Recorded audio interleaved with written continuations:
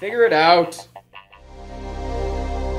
Hello, this is Adam Koralik with Figure It Out Productions. The following video is part of our Quick Shoot series. Hey guys, it's Adam here, and welcome to part 3 of my second video game generation retrospective, or recap series, whatever you like to call it. Worth noting, the first part of this series was on the generation as a whole, and part 2 was on the Atari 2600. I'm basically going in the order in which the consoles were released. However, it is obviously worth noting, I don't have all these consoles. There's like 14 in this generation. I have 5 of them, at least at the time I make this video. So the first console that came out was the Fairchild Channel F. I don't have that, so I couldn't do anything on it. First one I had was the Atari 2600. Then I can't even remember the one in between the 2600 and this console is, but I couldn't do that either. You get my point. I can only do the ones I have, but I'm doing them in order. So that leads us to this, the Magnavox Odyssey 2. Now the Magnavox Odyssey 2 is an interesting console for a lot of reasons. We're going to talk a bit about its history, my personal experience, and of course some of the games. Now, Magnavox I find fascinating because I think they were the most juggernaut-like of all of the hardware makers in the second generation, only because of their experience in the first generation. First generation, as I've mentioned a few times now, was basically all Pong clones. You know, it was essentially the same game made over and over again on different pieces of tech. Magnavox made a ton of them, but they also, you know, things called like Magnavox Odyssey 2000, Magnavox Odyssey 400. It was generally just Pong, maybe with some, you know, slight twists here and there. But the most interesting console they made, and I might argue is the most interesting console in the first generation, is the Magnavox Odyssey, the first one.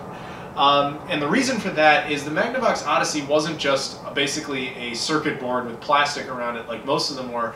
What it was is it also had a cartridge slot. Now essentially it was just a little circuit board slot, and there were just a couple of different circuit boards cartridges that you could put in there. And it would slightly change up what the console could do. So rather than, this is a bad example, but it's what comes to mind. Rather than Pong, you know, you imagine Pong, it's got the 2 controllers on each side of the screen. Rather than maybe just being that, it could change it so that the paddles were vertical, or they were, you know, horizontal, and like it would just change the directions. Did I say vertical for this? This is obviously diagonal. But anyway, you get my point. It would change what they would do. It would change the shape of them, so instead of being, you know, a rectangle, it could become a circle or something like that. And then you would have these overlays that would go over your television, and depending on which cartridge you put in, you'd be playing hockey or you'd be playing tennis. You had to use your imagination a bit, but that's basically how it worked. It was the most innovative and perhaps most unique of all of the consoles in that generation, which made them stand out a bit. So when they went into this generation, they wanted the same kind of advantage. They wanted to be more capable and more interesting than everyone else. And everyone else at this point basically just meant Atari and the 2600. So they came out with this, the Odyssey 2. Now the Odyssey 2, for the time, was kind of a powerhouse. It could do a lot of stuff, not only games, but it also was capable of being a home computer in a sense. And it was also capable of a lot of educational stuff. They kind of wanted to make a more all-purpose console that a lot more people could adapt to, whereas the 2600 was pretty much limited to just gameplay. And as a result, it did well in certain regions. The console was released in December of 1978 in Europe, and it did really well in Europe. Not like amazing, but it did pretty well. And in North America, it came out a couple months later in February of 1979, where it did okay at best. In North America, where I live, I'm obviously in the United States, you can find Odyssey 2 games every once in a while, but the console itself I like never see. But it's not impossible to find. It was released in Japan a couple of years, like I believe a year after that, and it did miserably. It was released in Brazil, where it actually did pretty well, although it was eventually kind of crushed by the Sega Master System down there. Now, it's interesting because, again, we have a console that it did some things really, really right, and it did some things really, really wrong. The thing I hate the most about it is that it has hardwired everything. The controller, which you can see here, looks very similar to a 2600 controller in concept, basically just a joystick and a single action button. Problem with it though is that it's hardwired to the console. Ugh. Because if anything goes wrong with it, you're fucked. Same with the power cable, the power cable is not hardwired, the video cable is hardwired. And it's interesting because this console was it kind of benefited from its own lack of success, which sounds like an odd thing to say, but you have to remember at the time when this console came out, the logic with all of these console makers was, well, I'm making the console, so I'll just make all the games for it. So all the games would be in in-house projects. third party wasn't really a concept yet. It was created during the Atari 2600's run when a bunch of Atari developers left to go make Activision, the world's first third-party company. And while that one saw moderate success, there was a lot of, it was just a shit ton of garbage that ended up on the 2600 because Atari had no way to police it. So there were tons of third-party developers making games with or without Atari's permission. And it's partially what led the eventual downfall of the console in the industry. And it's why the 2600, as famous as it is, it's known for shit tons of shovelware. The Odyssey 2 was not successful enough for anyone to, frankly, to care about making games for it. So basically there were no third-party developers that were working on this thing, meaning all the games that came out were essentially in-house. And as a result, they're actually pretty good games. The library on this is pretty consistently good, although small. So I can't say, oh yeah, definitely go run out and get one. But if you're into like nostalgic kind of classical gaming, it's not a bad console to get because it does have a lot of cool stuff on it if you like that era. And it comes, a lot of the games that it has are, I'll show you in a bit, but basically a lot of them are just like the best versions of those type of games. We'll talk more about that in a minute. But in short, that's kind of its history. Ultimately, what would happen with it is that it would be successful enough in Europe that Philips, a European company, would buy Magnavox. Magnavox was an American company, like I said, primarily devoted to making things like televisions.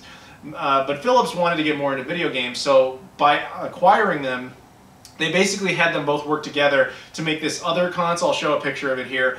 I think this thing was only released in Europe. I'd never heard of it before. It was essentially the spiritual successor to the Odyssey and like the spiritual precursor to the Philips CDI. So in a weird way, Magnavox and their gaming division evolved into the Philips CDI division, which obviously eventually went kaput completely. So even though the console was moderately successful, it was technically the last one that Magnavox ever made. So yeah, that's a brief little history there. As far as my own experiences with it, I'm going to be honest, I don't have any great story for you. Because the truth is, I had never seen one of these things growing up, never heard of it before. It wasn't until like at some point in high school where I even knew of its existence. And you know, I would see the games every once in a while in game stores, but I never saw the console, I didn't own one, so I never bought anything for it. And that's pretty much how it just consistently stayed until I believe it was last year, the year before.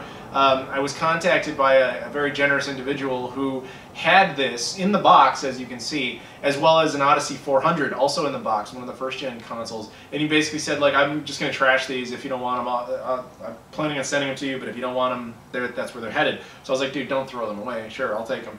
So he sent them my way, and, you know, they're cool. It's definitely cool. I obviously prefer the Odyssey 2 over it just because it's a more interesting console. And now it came with a bunch of games, and I also went out and bought a few as well. But basically, that's my entire story with it. Like, that's how I got one. And to be honest, I haven't played a shit ton of it. It's partially because it's kind of hard to connect and kind of hard to use in the modern era, but it's still very nice. I still like it. So, as you can see, it's not the most aesthetically pleasing console. Mine, unfortunately, does have some dings and damage that I can't really fix. I cleaned it up as best I could, although I probably will give it another shine here after the video. Yeah, neat console overall. But like I said, the controller system can be kind of off-putting, but it's completely optional in a lot of cases. Like, some games will take advantage of it, some games ignore it completely, and some things are for like computing purposes. We'll take a quick look at the games now. First up, we have a game called Volleyball. Ooh, guess what that is? But yeah, I like these cartridges actually. I know a lot of people give shit to consoles that have like handles on their cartridges because they think it's like aesthetically unpleasing or stupid. In this case, I actually think it works pretty well because these things sit in pretty deep, and it's just a nice way to pop the console out, or cartridge out. It's not like I couldn't get down there and pull it that way, but it's much less convenient. So I actually like that design. I think that's pretty nice. But yeah, Volleyball. And then we have Nimble Numbers Ned. Now this is an example of a game that actually did use the keypad. See, kind of like the Atari 2600, they couldn't really make you change the options in-game, so you would use the buttons on the console itself to decide what it would do. So in this case, press 0 for practice, 1 for shapes, 2 for multiplication, 3 for function machine. I'm not sure what that means exactly, but point is, you would press that and then the cartridge would do different things. It would have different modes inside. A lot of games didn't use it, like volleyball, or in this case football, you just press 1. There's nothing else to it. We have Alien Invaders Plus. This should tell you a lot. This is essentially a Space Invaders clone, and it's a pretty good one actually. That happened a lot. Like I said, the that generation didn't really have like intellectual property protection. You know, like, so somebody makes Space Invaders and like, oh, that's a good game. Let me just go out and make Alien Invaders. Same damn game. But in theory, they could, with this particular machine, they could make a lot of improvements to the game. And so there you go. We have Freedom Fighters, which you look at the back of it, it's clearly asteroids. The boxes are kind of like this. Well, this one's not in the best of shape, obviously, but they would open up like that. They keep the cartridge there. Then they have this door panel thing with some information about it and a manual and stuff.